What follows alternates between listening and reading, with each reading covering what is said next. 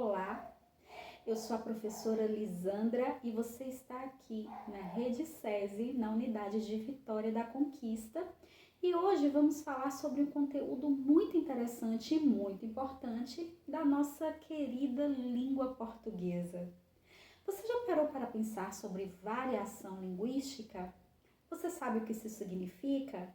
Bom, variação linguística é a capacidade que a nossa língua tem, né, todas as línguas têm, de sofrer variações e mudanças, né? Porque na medida que ela é utilizada por comunidades e falada no dia a dia, ela sofre mudanças ao longo de determinados pontos que nós vamos ver na aula de hoje.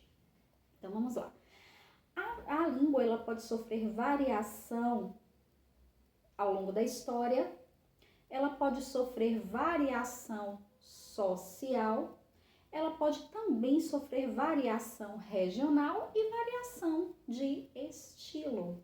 E como funciona cada tipo de variação desse? Bom, a variação histórica é daquele processo de mudança que a língua sofre ao longo do tempo. O exemplo mais clássico que eu posso te dar nesse momento para falar sobre variação histórica, sobre variação e mudança histórica da língua, é o nosso querido você, né? Tão utilizado nos dias de hoje. Vejam bem, essa palavrinha você, esse pronome que a gente utiliza, né, pronome pessoal, ele surgiu em estágios anteriores, né, da língua portuguesa que falamos hoje, e ele surgiu com uma outra forma. Então, nesse momento, ele surge como vossa mercê, né? Depois, ao longo do tempo, foi sofrendo variações e se transformou em vós-me-sê, ocorrendo também com vossum-sê, até que ao longo do tempo chegou ao nosso você, se, e daqui a pouco a gente só vai estar assim. Esse é um exemplo de variação histórica, de variação e mudança linguística histórica que a língua sofre ao longo do tempo. Uma outra forma de variação, como falamos no início, é a variação social.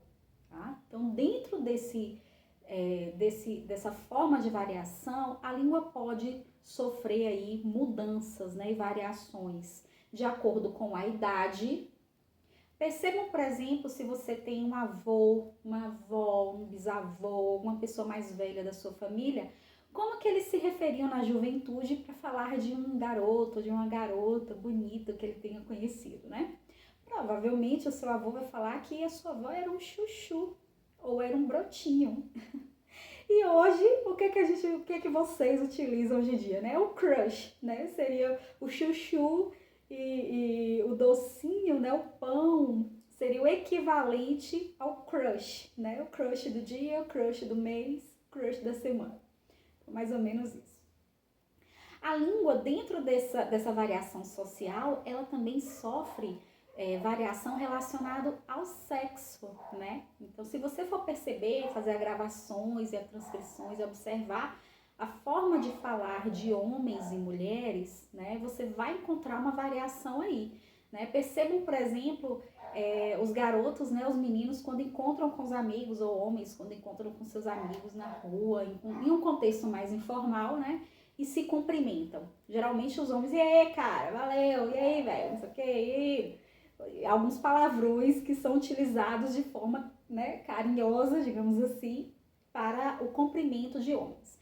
Já mulheres, né, normalmente você observa uma forma diferenciada, né, de cumprimento nesse momento. Então, oi amiga, oi querido, oi lindona, né, e é mais uma coisa um pouco mais delicada, digamos assim. Isso é uma forma geral, tá, gente? Não vamos entrar em méritos mais aprofundados. Uma outra forma também de variação social é quanto à classe social, tá? Se você for observar, isso eu tô falando de uma forma mais ampla, não vamos entrar em méritos sociológicos, né, históricos, aí a gente deixa para aprofundar essa aula em um momento posterior, né? Então, dependendo da classe social, você tem contato, né, com determinados tipos de cultura, né, de comportamento, de determinadas músicas, enfim. Então, todo esse contato, de acordo com o contexto ao qual você está inserido, ele também pode acarretar em variações linguísticas, tá? Não é determinante, mas é uma forma de variação também. Uma outra forma também de variação social é relacionada aos grupos sociais. Aí a gente tem as famosas gírias, né? Você tem aí as gírias, por exemplo, do grupo de jovens do rock, né? Gírias do grupo de jovens funkeiros, por exemplo, tá? A gente também vai ter essa variação relacionada a contextos técnicos. Então, por exemplo, você tem uma forma determinada, né, mais específica de, por exemplo, advogados conversarem entre si, tem ali um conjunto léxico, um conjunto de palavras que são mais determinantes daquele grupo, um grupo de médicos, um grupo de professores. Então, se você for observar, né, fazer as gravações, observar as transcrições dessa fala, a gente vai observar características específicas, né, um conjunto de léxico, de palavras específicos de cada grupo social, tá? E por fim, nós temos também uma variação regional, né, da língua. Se você já viajou para outros estados, né, pensando apenas no contexto do Brasil, que é um país de dimensões continentais, ou se você mesmo conhece pessoas de outros estados ou tem contato com essas pessoas, você consegue observar variação na forma de falar, né? Então aqui a gente pode ter variação lexical, que é variação de palavras. Então, exemplos clássicos, né, de variação lexical regional.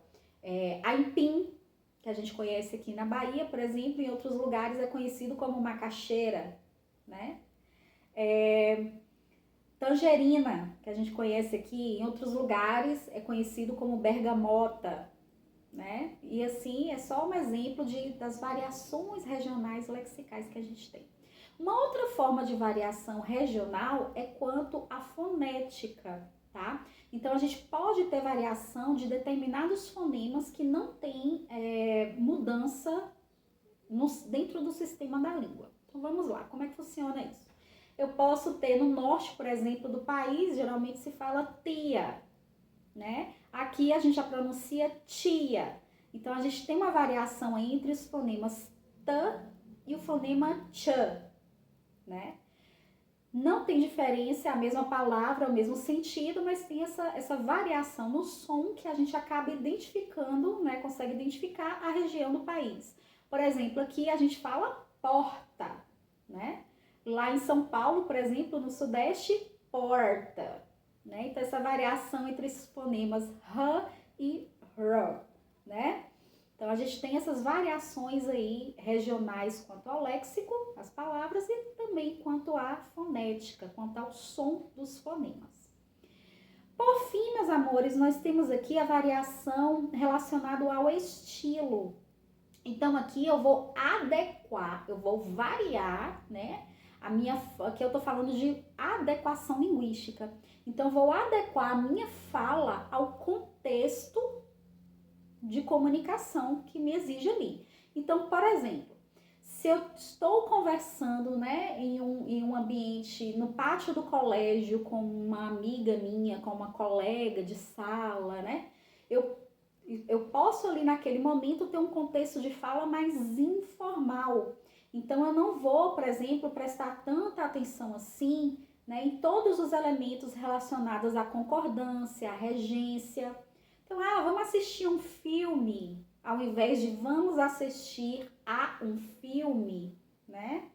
Ou eu posso dizer, os meninos foi ali, ao invés de os meninos foram ali, né? Então, essas variações aí, mais formal, mais informal, está relacionado com a variação de estilo da língua. E aí, gostou desse conteúdo? Ele é muito importante por questões sociais, políticas, que podemos discutir em outro momento, mas também é um conteúdo muito cobrado em Enem, vestibulares e concursos públicos também. Quer saber mais sobre variação linguística e aprofundar nesse conteúdo? Quer saber mais e dominar sobre a estrutura da nossa língua portuguesa, a nossa querida flor do Lácio? Então não marque bobeira, fique por aqui, me acompanhe e até a próxima aula. Um beijo no coração.